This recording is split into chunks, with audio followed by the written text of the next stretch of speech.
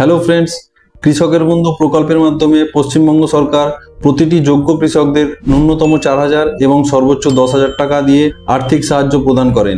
এছাড়াও যদি কোনো কৃষক 18 বছর বয়স থেকে 60 বছর বয়সের মধ্যে মারা যান, সেই কৃষকের পরিবারকে 2 লক্ষ টাকা সরকারের তরফ থেকে দেওয়া হয়।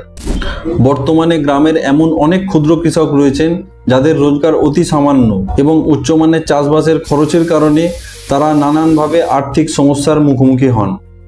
এমন অবস্থায় এই কৃষক বন্ধু প্রকল্পটি সরাসরি কৃষকদের আর্থিক সহায়তা প্রদান করে যাতে তারা ভালোভাবে চাষ করতে পারে। এই প্রকল্পে যে সমস্ত কৃষকের 1 একরের কম জমি, তারা খারিফ সিজনের জন্য 2,000 টাকা এবং রবি সিজনের জন্য 2,000 টাকা, টোটাল 4,000 টাকা প্রতি বছরে পাবেন।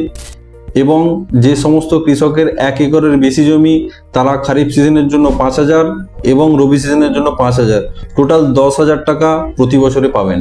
পশ্চিমবঙ্গ সরকার খারিফ সিজনের টাকা প্রতি বছর এপ্রিল মাস থেকে সেপ্টেম্বর মাসের মধ্যে যে কোনো সময় কৃষকদের ব্যাংক অ্যাকাউন্টে পাঠিয়ে দেন এবং রবি সিজনের টাকা অক্টোবর মাস থেকে মার্চ মাসের মধ্যে যে কোনো সময়ে কৃষকদের ব্যাংক অ্যাকাউন্টে জমা করে দেন।